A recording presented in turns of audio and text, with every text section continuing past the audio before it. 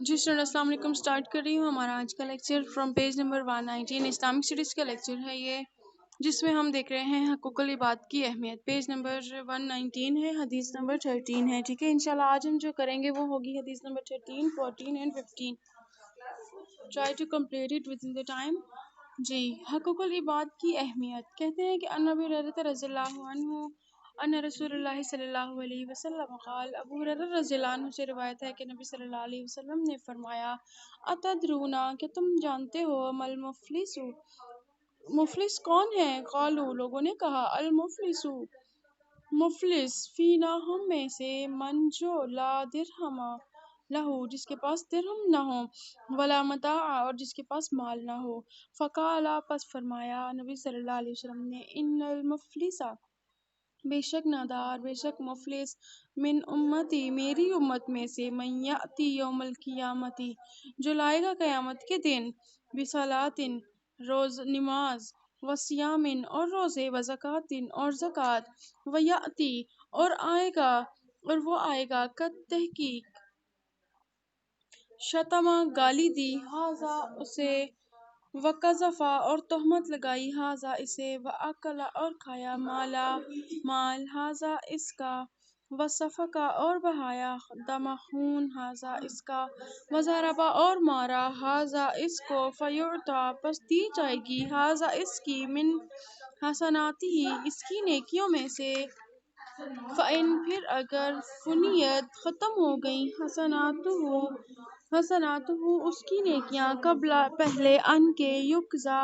پورا ہو جائے، ما علیہ جو اس پر ہے، یعنی کہ جو قرض ہے اس پر، اخذا لیا جائے گا، من خطایاہم ان کی خطاؤں میں سے، فطرحت پس ڈالی جائے گی، علیہ اس پر، ثم پھر طرح ڈالا جائے گا، فی النار آگ میں۔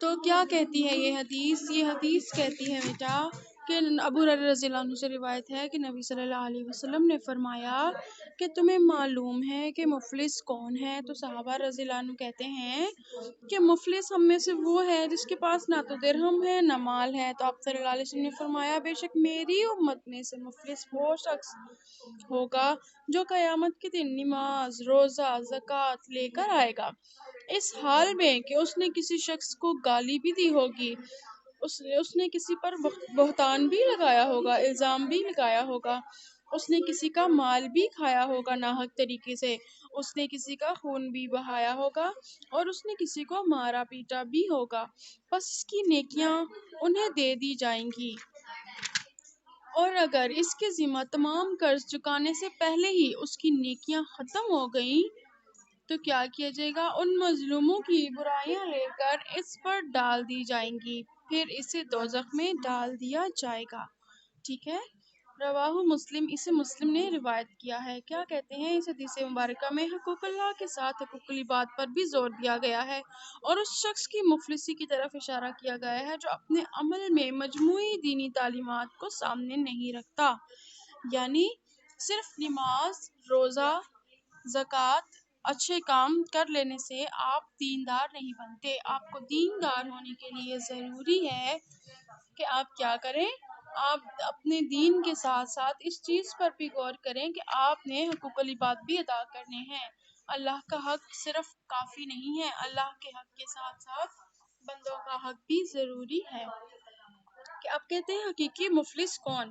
تو پھر سے وہی چیز ڈسکس ہو رہی ہے کہ حقیقی مفلس کون ہے؟ وہ شخص ہے کہ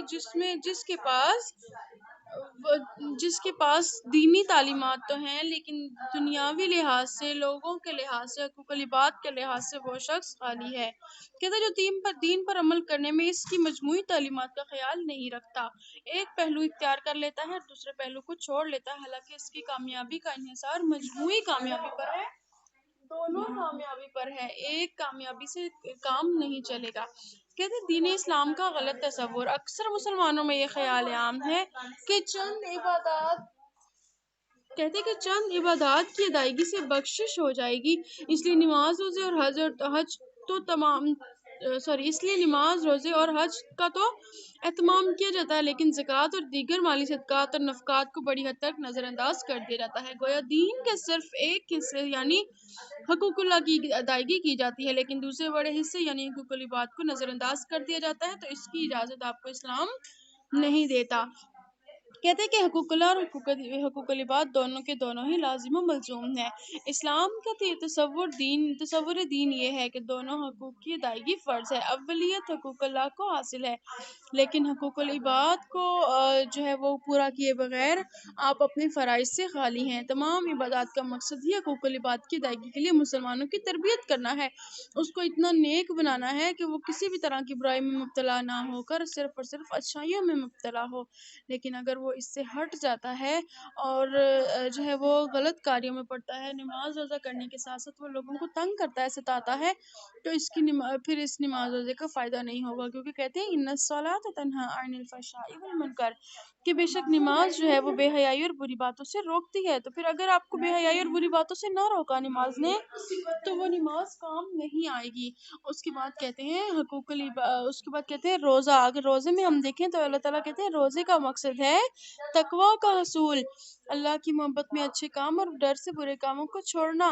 تو اگر آپ نے ایسا نہیں کیا تو پھر آپ کا روزہ بھی بیکار ہو جائے گا۔ اس لیے کہتے ہیں حقوق العباد کی اہمیت اس حدیث میں بتائی جاتی ہے کہ آپ کو کوئی حق نہیں کہ آپ کسی کو گالی دیں، آپ کسی پر بہتان تراشی کریں، ٹھیک ہے، کسی پر الزام لگائیں، کسی کا ناحق طریقے سے مال کھا لیں یا پھر کسی کا قتل حق کر دیں سرعام، اس کی آپ کو بالکل بھی اجازت نہیں ہے۔ کہتے ہیں کہ حقوق العباد کی اہمیت میں اس بات کی طرف اشارہ ہے کہ حرام کھانے والے کی دعا قبول نہیں ہوتی، ٹھیک ہے۔ کہتے ہیں کہ جو بندہ عبادت کے ساتھ ساتھ اپنی دیگر فرائض اور بالخصوص اپنی ڈیوٹی صحیح معنوں میں سر انجام نہیں دیتا تو اس کی روزی حرام ہو جاتی ہے۔ اس کے علاوہ جھوٹ، رشوت، سود جیسے حرام ذرائع اختیار کرنے سے بھی روزی حرام ہو جاتی ہے۔ حرام خور کے متعلق نبی صلی اللہ علیہ وسلم فرماتے ہیں کہ حرام کھانے والے جنت میں نہیں جائیں گے۔ اس کے علاوہ فرمایا کہ حرام کھانے والے کی کوئی عبادت بھی قبول نہیں ہوتی۔ کسی مسلمان سے نیکیاں چھین لے جانے کا سبب کیا ہوتا ہے؟ وہ سبب یہ ہوتا ہے کہ اگر آپ نے گالی دی، آپ نے کوئی غلط حرکت کی، تو آپ کی نیکیاں چھین کے دوسروں کو دے دی جائیں گی، ٹھیک ہے، اور اگر اس سے بھی کام پورا نہیں ہوگا تو آپ اس کے گناہ لے کر آپ کے سر پر ڈال دیے جائیں گے۔ اچھا، اب ہم کہتے ہیں کسی کو گالی دینا، اسلام میں گالی دینا منع ہے۔ نبی صلی اللہ علیہ وسلم نے فرمایا کسی کو گالی دینا گناہ اور قتل کرنا کفر ہے، اس لیے کسی کو گالی دینے سے پرہیز کرنا چاہیے۔ اس کے بعد کہتے ہیں بہتان تراشی۔ بہتان تراشی یعنی کہ کسی پر جھوٹا الزام لگانا، کسی کے کریکٹر پہ الزام تراشی کرنا۔ کہتے ہیں کہ الزام جھوٹا ثابت ہونے پر 80 کوڑوں کی سزا مقرر ہوئی ہے۔ ناحق مال کھانا، ناحق مال کھانے سے سختی سے منع کیا گیا ہے کہ لا تأکلوا اموالکم بینکم بالباطل، آپس میں ناجائز طریقے سے ایک دوسروں کے مال مت کھاؤ، اس سے اعمال ضائع ہو جاتے ہیں۔ اس کے بعد کہتے ہیں قتل ناحق بہت بڑا جرم ہے، کہتے ہیں کسی مسلمان کا قتل کرنا کفر قرار دیا گیا ہے۔ اللہ تعالیٰ فرماتے ہیں وَمَن يَقْتُلْ مُؤْمِنًا مُتَعَمِّدًا، کسی نے اگر کسی مومن کو جان بوجھ کر قتل کیا، فَجَزَاؤُهُ جَهَنَّمَ خَالِدًا فِيهَا، تو وہ پھر اس کی جزا کیا ہے، اس کے بدلہ کیا ہے کہ وہ پھر جہنم میں رہے گا اور ہمیشہ ہمیشہ رہے گا۔ اس لیے اس سے بچنے کی تلقین کی گئی ہے۔ اس کے بعد اگلی چیز جس سے بچنے کی تلقین کی گئی ہے وہ ہے ہمارے پاس زیادتی کی ممانعت۔ تو کہتے ہیں کہ زیادتی میں کسی مسلمان پر ہر طرح کی زیادتی شامل ہے، اس لیے نبی صلی اللہ علیہ وسلم نے فرمایا کہ مسلمان وہ ہے جس کی زبان اور اس کے ہاتھ سے دوسرے مسلمان محفوظ ہوں۔ اگر ایسا نہیں ہوگا تو انہ لا یحب الظالمین، آپ ظالموں میں شمار کیے جائیں گے، اور اللہ تعالیٰ ظالموں سے محبت نہیں رکھتا، ان کو پسند نہیں کرتا۔ کہتے کہ اسلام ایک مکمل ضابطہ حیات ہے، ٹھیک ہے، اسلام ایک مکمل ضابطہ حیات ہے، اور کیا کہتے ہیں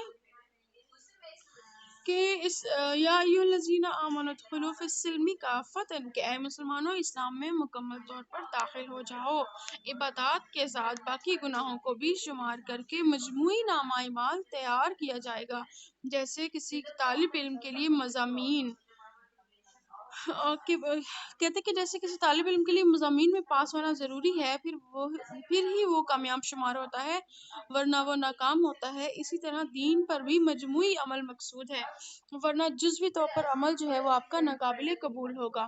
کہتے ہیں کہ آج کا مسلمان اور تذکیر حدیث، اور کہتے ہیں کہ آج ہی مسلمان عام طور پر معاملات میں بے ایمانی کرتے ہیں اور صرف عبادت پر قناعت کرتے ہیں، یعنی کہ عبادات تو کرتے ہیں، اس میں فرما برداری سے کام کرتے ہیں، عبادت تو کرتے ہیں لیکن عبادت کے تقاضے پورے نہیں کرتے۔ کہتے ہیں حقوق العباد کے متعلق ہم بڑی لاپرواہی کے مرتکب ہوتے ہیں، نماز، روزے اور ذکر اذکار کو تو ہم سب کچھ سمجھ لیتے ہیں، مکمل دین سمجھ لیتے ہیں، لیکن یہ غلط تصور ہے۔ ہماری حالت ہو چکی ہے یہ کہ جہاں دین پر عمل میں ذرا مادی نقصان نظر آیا، وہاں دین کو بھی ہم چھوڑ دیتے ہیں کہ ہم اپنا کسی بھی طرح سے نقصان برداشت نہیں کرتے۔ تو کہتے ہیں کہ جہاں تک مفادات کے ساتھ دین چلتا ہے اختیار کیا، لیکن جہاں دین اور مفاد ٹکرائیں تو دین کو چھوڑ دیا، اس وجہ سے آج ہم زوال کا شکار ہیں۔ ہمیں ان باتوں سے بچنا ہے۔